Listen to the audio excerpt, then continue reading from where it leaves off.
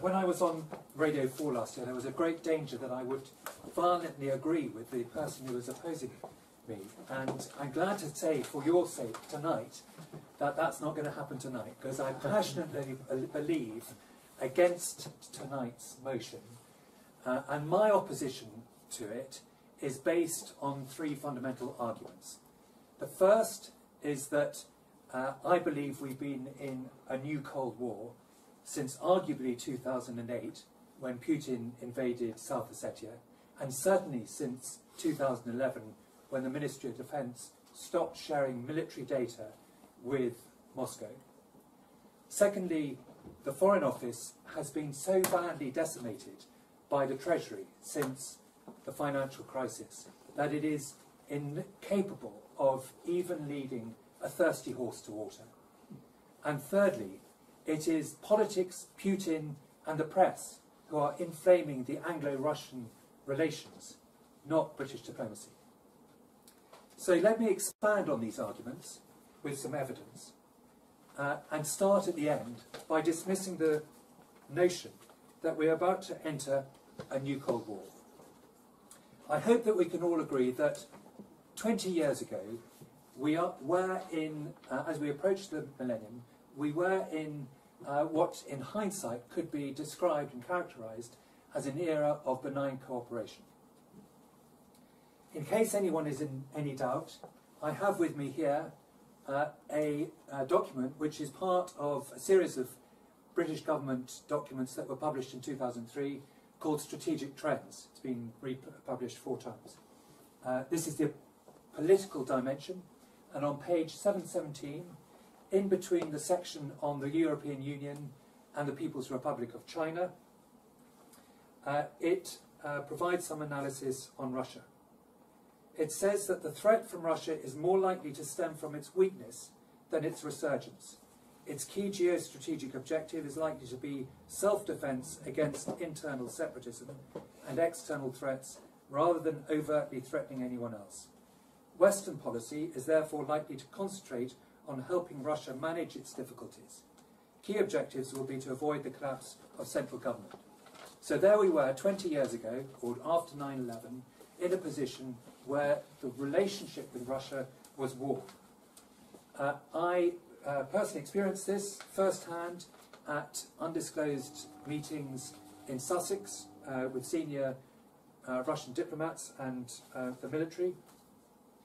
And the warmth of the relationship was based on treaties and inspections by arms control organisations that built confidence throughout the 1990s. It was built on data sharing and informal mechanisms which reduced tension in NATO. And it was built on the agreement over international terrorism, what has become Islamic terrorism. Then came the withdrawal of the United States from the Anti-Ballistic Missile Treaty, followed fairly soon by the withdrawal or the suspension in the participation, Russia's suspension, of the Conventional Forces in Europe Treaty in 2008. Now, Putin did this for 4 or 5 reasons. And they are as relevant today as they were in 2007, 2008. The first was that he felt that the NATO enlargement, the fact that a number of Warsaw Pact countries had transferred allegiance to NATO, had skewed the balance, the military balance, of the situation that was when the treaty was signed after the Cold War. He was also concerned about the Baltic states and the fact the US was eyeing up influence there. The Baltic states were different from some of the other Warsaw Pact countries because they were on the frontier of Russia. And the Baltic states were not in the treaty, not in the CFE treaty. So that was a big concern for him. He was also worried that the United States had already established bases in Romania and Bulgaria and was building a big missile base in Poland with the radar stations in the Czech Republic. And finally, Caucasian oil, and in particular, the disputed notion of Russian troops being asked to withdraw from Moldova and from Georgia. And it was Georgia in 2008, when I was in Baghdad, where his first European intervention took place. I remember that there was a big hole to fill in the coalition when the Georgian contingent, which was about 450 strong, pulled out to go and deal with the invasion by the Russians. So the catalyst for this new period of tension was 2008. And at that stage, Russia's relations with the USA began to collapse.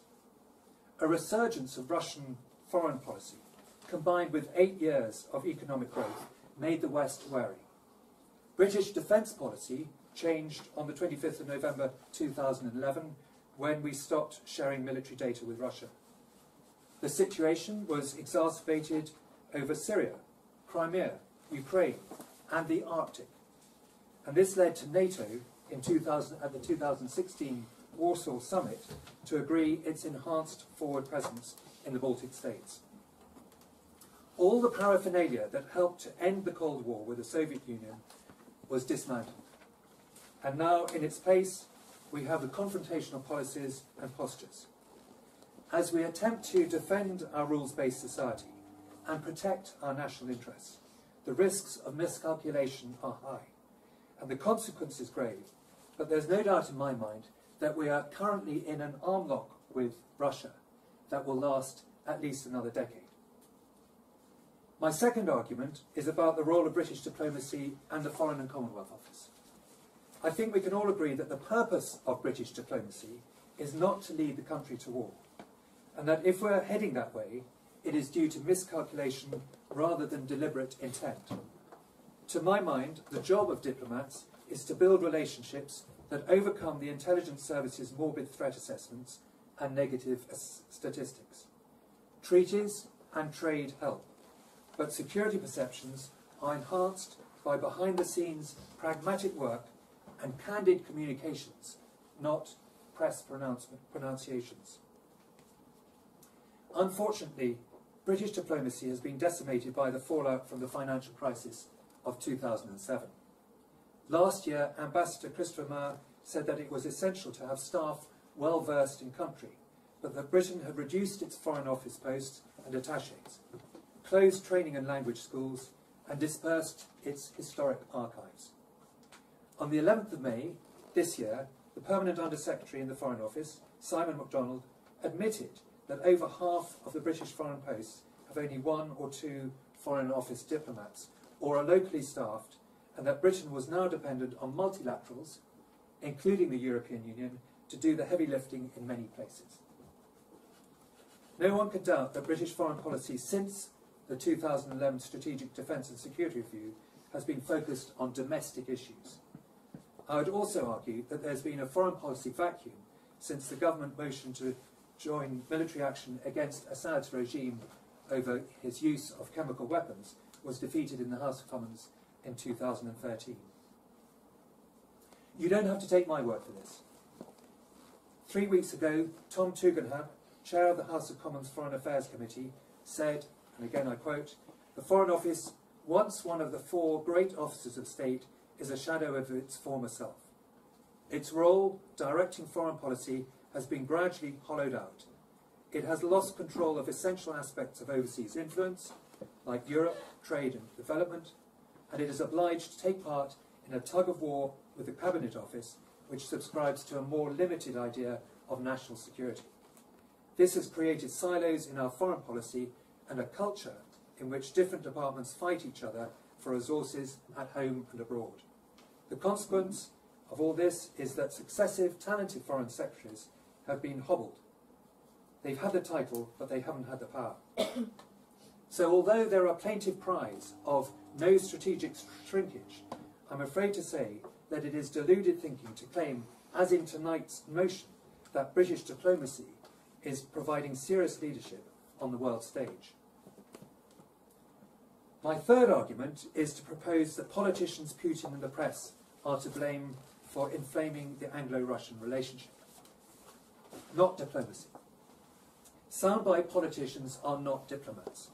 The press oversimplifies issues and focuses on negative aspects of the relationship rather than the many areas of agreement that Britain shares with Russia, such as the Antarctic, the space station, the war against Islamic State, and climate change. But Putin is more to blame than anyone. Look at his track record since pulling out of the CFE treaty, which includes military interventions in Georgia, Crimea, Ukraine and Syria, as well as supporting the West's opponents in Libya, Iran and Afghanistan, and his withdrawal from the agreement on cooperation in nuclear and energy-related scientific research. Listen to his emotional speech after reclaiming the Crimea as part of Russia in March 2014. See his blatant use of propaganda and cyber capabilities to influence elections abroad, and his upgrades to Russian conventional and nuclear forces. For example, in his State of the Union address on the 1st of March this year, he described the performance of the latest Russian intercontinental ballistic missile, built in Krasnoyarsk and being tested in Archangel as we speak, the RS-28 Sarmat, or Satan II to give it its NATO designation. This can carry a dozen warheads, each with an explosive yield of up to 750 kilotons, and is apparently capable of defeating current anti-ballistic missile systems. I think this shows, yet again, Putin's abiding commitment to Russia's right to be a great power, dominant over its neighbours. So in conclusion, if you agree with me that we have been in a Cold War since 2008, and that Putin and politics are stumbling towards a hot war, then you should vote against tonight's motion. Thank you.